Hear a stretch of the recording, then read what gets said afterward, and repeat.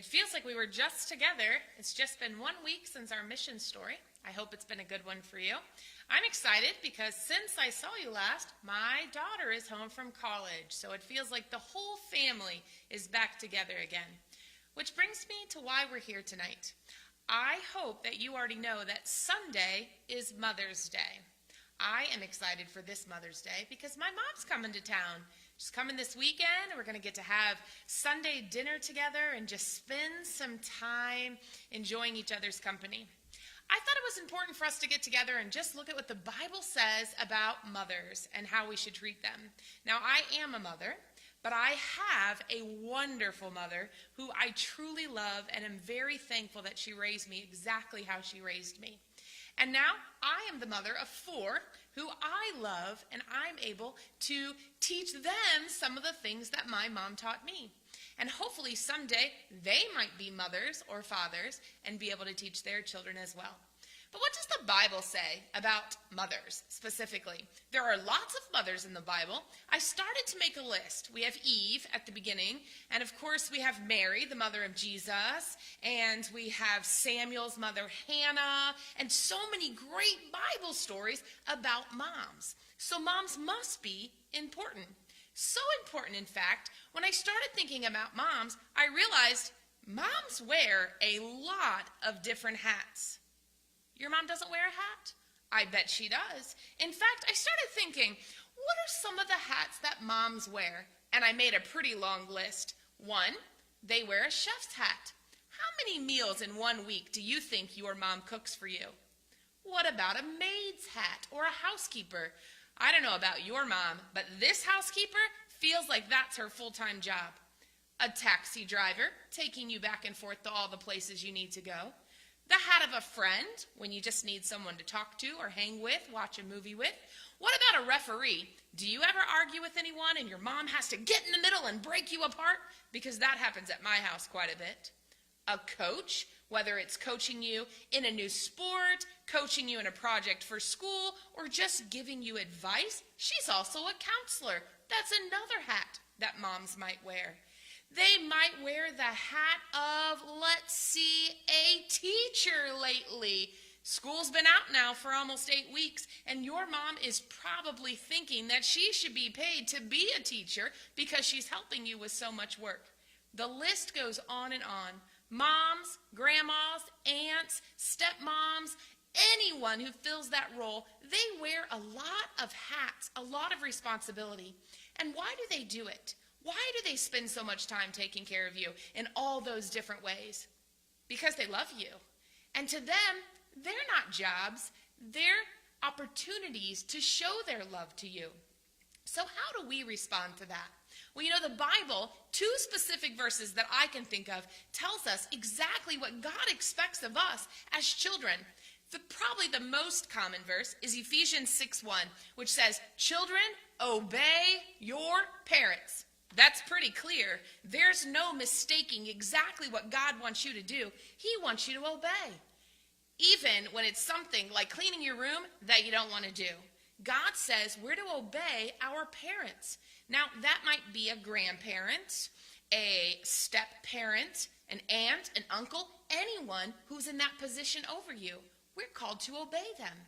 But then if you go to the Old Testament, inside the 10 Commandments, God also gave us another way to show our parents how we love them. We can honor them. In Exodus chapter 20, we see that God says we are to honor our parents.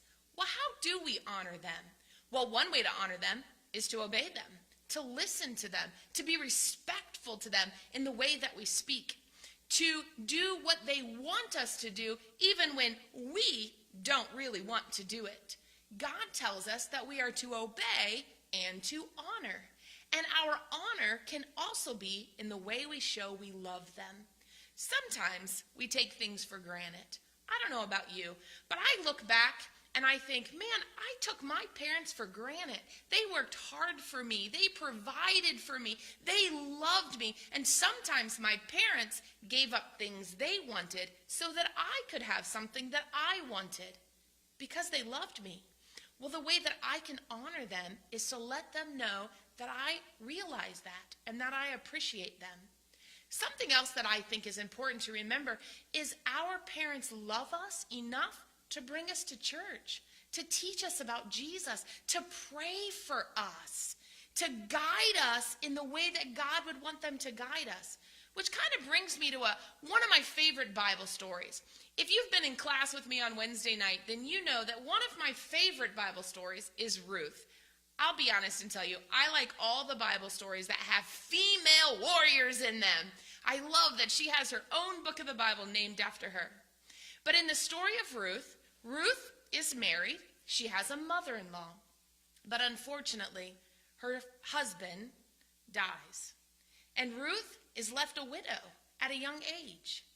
And her mother-in-law comes to her and says, Ruth, I'm moving home to the place that I'm from. I want you to go back to your home. I want you to go back and try to find a new husband and move on with your life. But Ruth decides instead that she wants to honor this mother in her life. So that she says in Ruth chapter 1 verse 16, she says to her mother-in-law, wherever you go, I will go. Whatever God you serve, the one true God, I will serve. Ruth decides in her heart that even though her husband has passed away, she's going to continue to honor and love this mother that God has placed in her life. And if we follow the story of Ruth, we know that God blesses Ruth for these actions. Ruth and her mother-in-law travel to a new land. They set up a new home. Ruth goes and works to provide for her mother-in-law. And in doing so, God brings a new love into Ruth's life. Why? Ruth obeyed. She honored her mother. She obeyed what God called her to do. And so this week, while we're thinking specifically of mothers, I want to encourage you, how is a way that you can show your mom that you love her, that you appreciate her sacrifices and all those hats that she wears on a daily basis? It is honoring to God for us to honor and obey our parents. Father's Day is just right around the corner, and we'll have to come up with a way to honor and love and respect our fathers as well. But this weekend, while we think about mothers, let's remember that God chose you to be with that exact mother. He loves you, and she loves you, and it's your turn to spoil her a little bit. In thinking about that, I have a simple craft that I'm going to head over to the table to show you.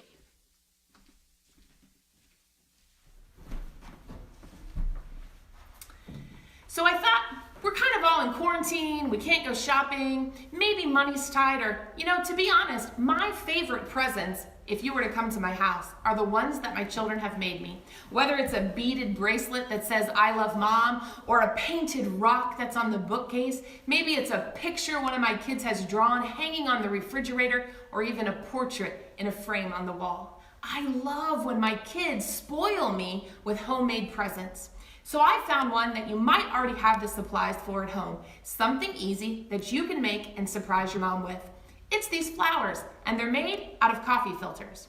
So what you're going to need for this project are some coffee filters. I'm sure your dad won't mind sharing if he has some up in the counter. You're going to need a few of them, depending on how many flowers you want to make. You're also going to need something to color these coffee filters with. Now, I used washable paint, but you can also use markers, or if you have some acrylic paint around the house, you can use acrylic paint as well. I did 2 flowers. This one is done with markers, so you can see the colors are a little bit brighter. This one is done with this water-based paint, and I'm going to show you exactly what to do. So the first thing you're going to do is you want at least 3 coffee filters per flower. And all you want to do is decorate those coffee filters. If you're using paint, mine's a water-based paint, you're just going to flatten out the coffee filter and begin painting. Be as creative or as colorful, or if you're very artistic, maybe draw a picture on this flower. But the idea is to give it some color. You want to color the entire coffee filter. Once the coffee filter is done, you'll do the next one. Like I said, you'll need 3, but you can do 4 or 5. It really depends on how big you would like your flower to be. This particular flower is very colorful. If you use paints, you're going to have to let them dry. This paint, of course, dries very quickly, whereas if you used acrylic paint, it would take a little bit longer to dry. All right, 1 coffee filter done. Be careful that you put something underneath it so that you don't ruin your mom's table. If you're using markers, it's the same idea.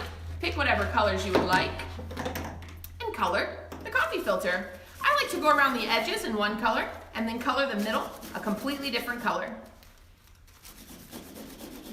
I love that it's spring outside and the flowers are starting to bloom around my house.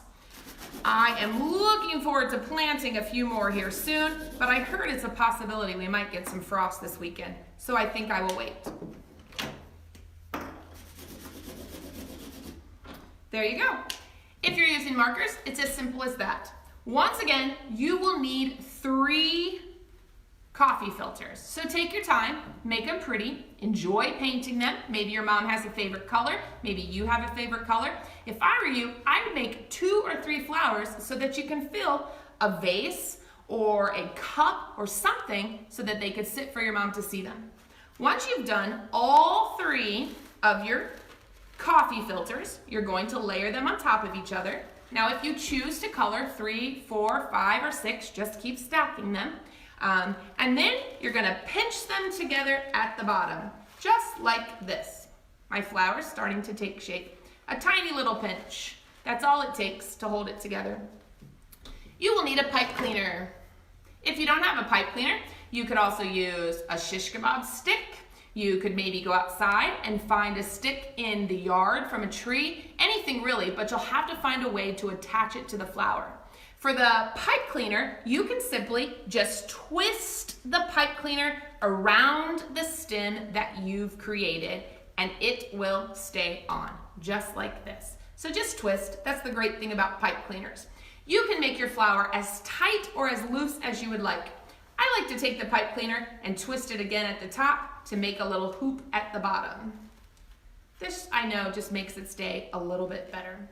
And just like that, you have a Mother's Day flower. Like I said, the more you make, the fuller your bouquet will be. Once again, a minimum of 3 coffee filters. Either paint them, color them, or really get talented and use some acrylic paint. Let them dry, layer them, twist at the bottom, and add a stem. Don't just stop there though. Write your mom a card. Let her know that you appreciate her. If your mom likes breakfast in bed, make her breakfast in bed Sunday. Maybe share your favorite Bible verse with your mom. Go for a walk with your mom. Watch your mom's favorite movie with your mom.